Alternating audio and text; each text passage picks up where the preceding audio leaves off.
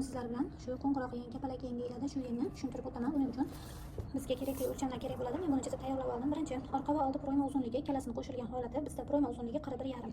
Biz bu yengimizni radiusini topib olishimiz kerak. Buning uchun formulalari bor. Radiusini topish uchun proyma uzunligini 3,14 ga bo'lamiz. Chiqqan son 13,21. 13,21 chiqqan sonni teng 2 ga bo'lamiz. 6,6 bizda radius 6,6 bo'lib chiqdi. Endi biz radiusni chizib olamiz. Joyga qo'yib olamiz. Har tomonini 6,6 qilib belgilab chiqamiz. Endi masshtabli liniyaga bo'lgani uchun ozroq o'ynaydi.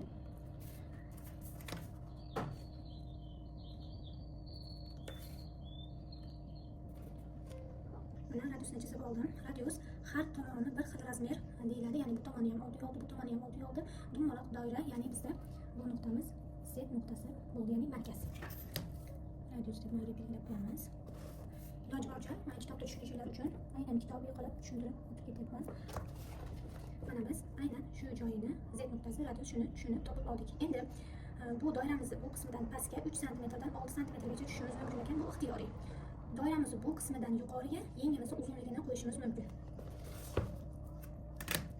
Mana nuqtalarimizni tutashtirib doira, ya'ni radiusni hosil qilib oldim. Endi shu Z nuqtadan pastga va yuqoriga yordamchi liniyalar chizamiz. Bu yerdan pastga 3 sm dan 3 sm dan 10 sm gacha tushamiz. Men o'rtacha 6 sm tushdim. 6 sm yozib qo'yamiz. 3 sm dan 10 sm gacha bu yoqdan bu yoqqacha yengimiz uzunligi. Hop, men 25 sm qilaman. Bu yeng uzun yeng bo'lmaydi. Mana 25 sm. Endi bizda bitta Z nuqta, ya'ni markaziy chizig'imiz bor edi. Endi bizga yana bitta markaziy chiziq kerak, ya'ni bu nuqtamiz kerak. Bu nuqtani qanday topamiz? Bu Z nuqtamizni 6 sm tushgan joyimizdan yeng uzunligigacha belgilagan joyimizni teng 2 ga bo'lsak, bizga yana bitta Z nuqta chiqadi. Hop.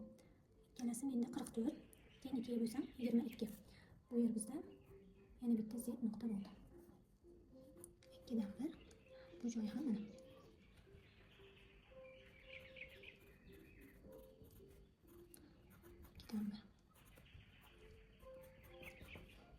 Bu yerdan bu yergacha yengimiz uzunligi.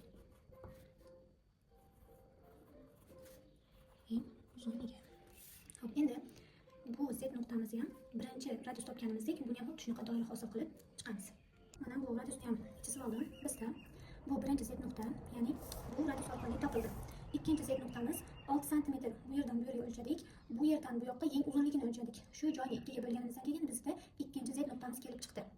Yana hozir men sizlarga buni to'liqroq, tiniqroq qilib rasm holatida tashlab qo'yaman. Shunga o'xshagan bichimlarni oson uydan chiqmagan holatda o'rganishingiz uchun Matayevskiy kitobini sotuvga bor. O'zbekiston davlat dastavkamiz bor. Keyin esa test pochta orqali chiqarib